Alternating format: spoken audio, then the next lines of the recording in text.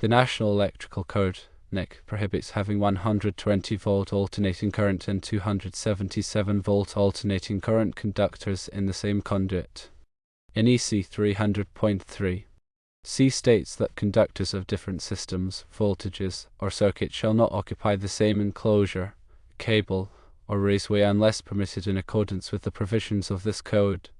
Exception 2 to NEC 300.3 C permits the use of a single enclosure or raceway for both 120-volt alternating current and higher voltage alternating current circuits under certain specific conditions. Firstly, the conductors must be kept physically separated by barriers, cells, or other means. Secondly, the conductors must be insulated for the higher voltage. And thirdly, the enclosure or raceway must be suitable for the higher voltage. In the discussed scenario, the 120-volt alternating current and 277-volt alternating current conductors would not be physically separated, violating NEC 300.3. See Exception 2, and therefore prohibiting the use of the same conduit for these circuits. The proposed temporary power supply using extension cords is a safety hazard and should not be used. Extension cords are not intended for permanent use and can create a fire risk. The recommended course of action is to install a dedicated conduit for the 120-volt alternating current circuit or to find an alternative power source for the second floor receptacle. To elaborate further on NEC 300.3 C, it's essential to understand the underlying principles that drive these regulations. The primary concern is safety, both for individuals working with the electrical system and for the overall integrity of the electrical installation. Mixing conductors of different voltage levels in the same raceway can create potential hazards if not done correctly. These hazards include insulation breakdown, arcing, and even fire.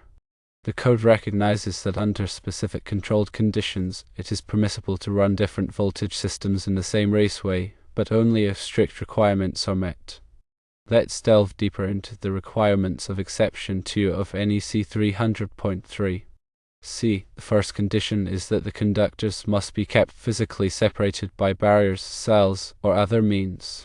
This means that there must be a physical division within the raceway or enclosure that prevents the lower voltage conductors from coming into contact with the higher voltage conductors.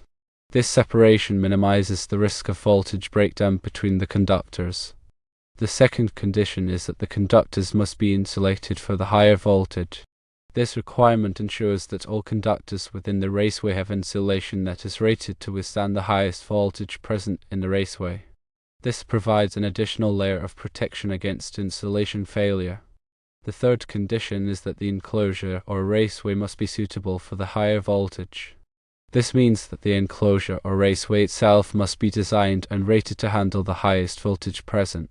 This ensures that the enclosure provides adequate insulation and protection against electrical hazards. In the specific scenario that was presented, it's clear that these conditions are not met.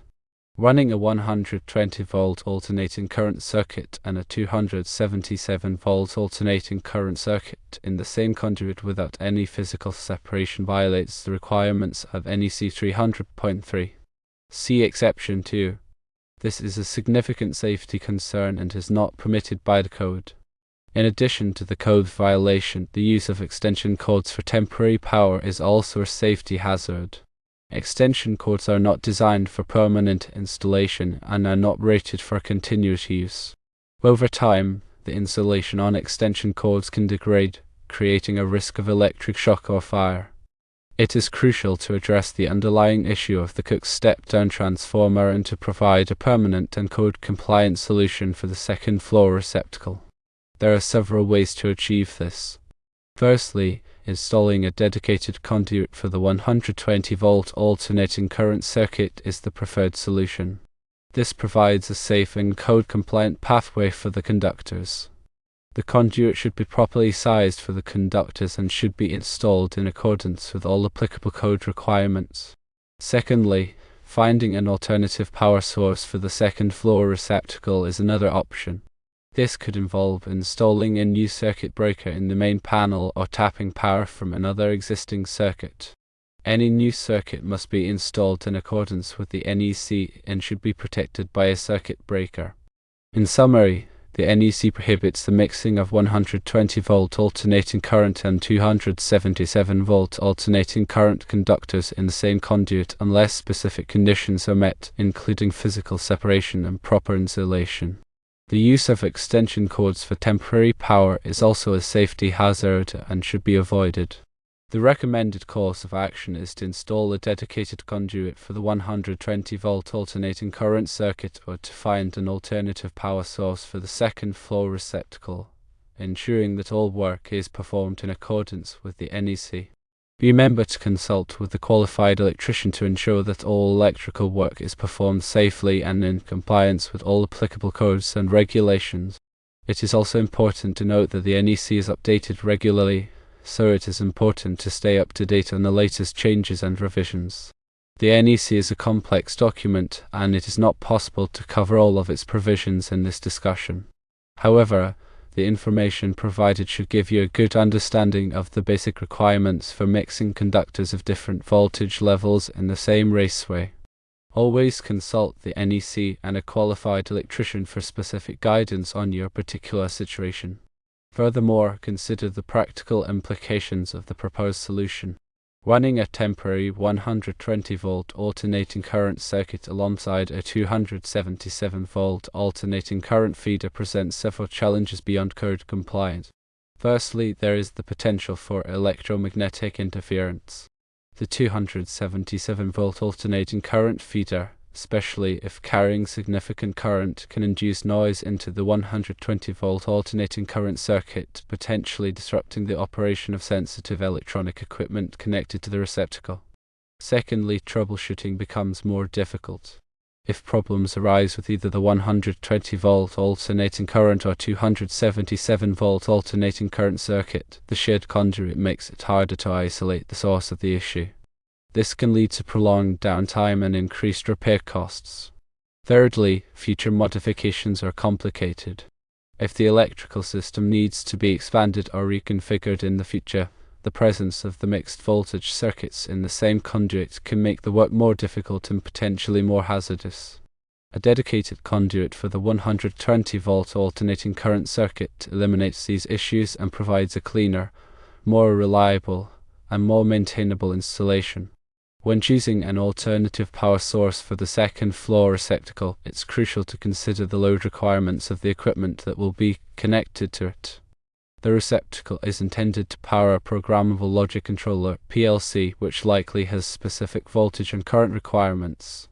Make sure that the alternative power source can provide the necessary power without overloading the circuit. Overloading a circuit can lead to overheating, insulation damage, and potentially a fire. The circuit breaker protecting the circuit should be sized appropriately for the load. It's also important to consider the grounding of the circuit. A proper ground connection is essential for safety and helps to prevent electrical shock. The ground wire should be properly sized and connected to the grounding system of the building. When installing a new conduit, make sure that it is properly supported and protected from physical damage. The conduit should be securely fastened to the building structure and should be routed away from areas where it could be damaged by impact or abrasion. The conduit should also be sealed to prevent moisture from entering, which can corrode the conductors and create electrical hazards. In addition to the NEC requirements, it's also important to consider any local electrical codes or regulations that may apply.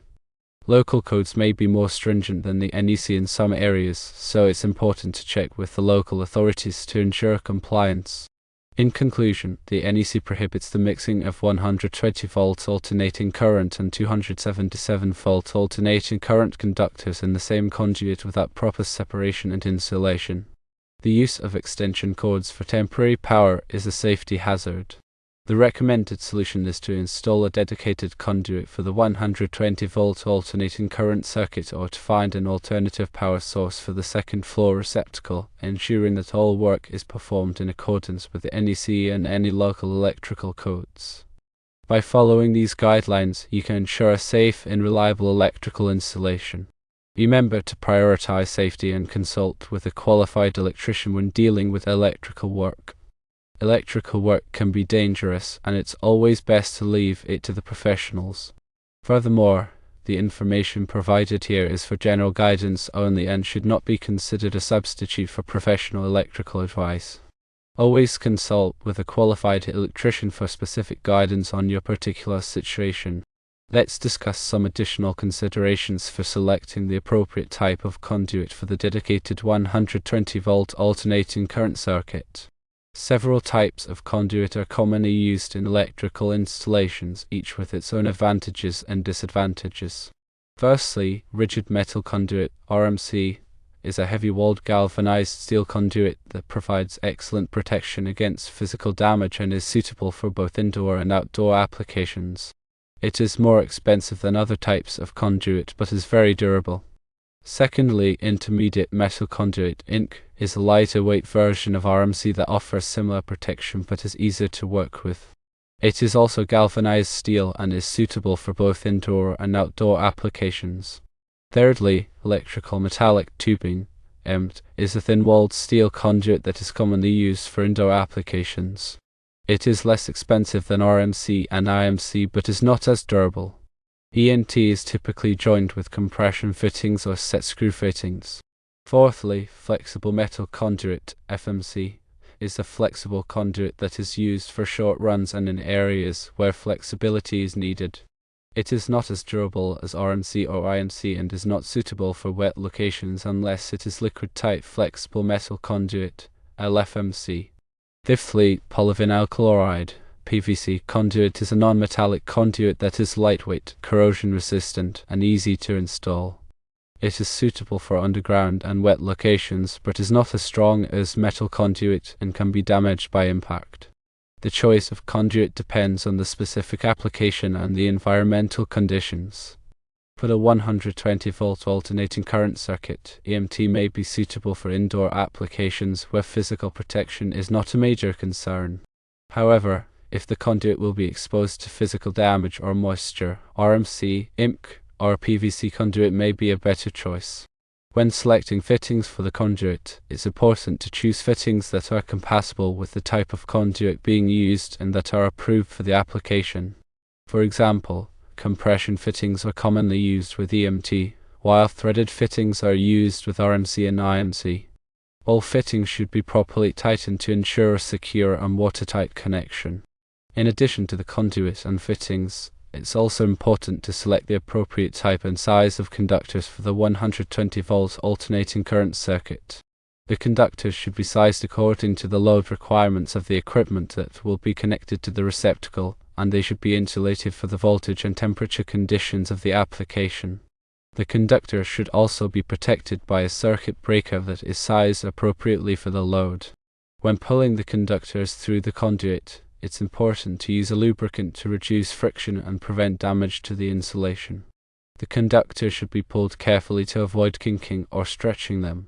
The conduit should not be overcrowded with conductors, as this can lead to overheating and insulation damage. The NEC specifies the maximum number of conductors that are allowed in a conduit of a given size. Once the conduit and conductors are installed, it's important to test the circuit to ensure that it is working properly and that it is properly grounded. A multimeter can be used to measure the voltage and current of the circuit, and a ground tester can be used to verify that the circuit is properly grounded. If any problems are found, they should be corrected immediately. It's also important to label the circuit breaker and the receptacle to identify the circuit and its voltage. This will help to prevent confusion and accidental overload of the circuit. In conclusion, the installation of a dedicated conduit for the 120-volt alternating current circuit requires careful planning and execution to ensure that it is safe, reliable, and code compliant. By selecting the appropriate type of conduit, fittings, and conductors, and by following the NEC and any local electrical codes, you can create a safe and reliable electrical installation. Remember to consult with a qualified electrician for specific guidance on your particular situation, and always prioritize safety when working with electricity.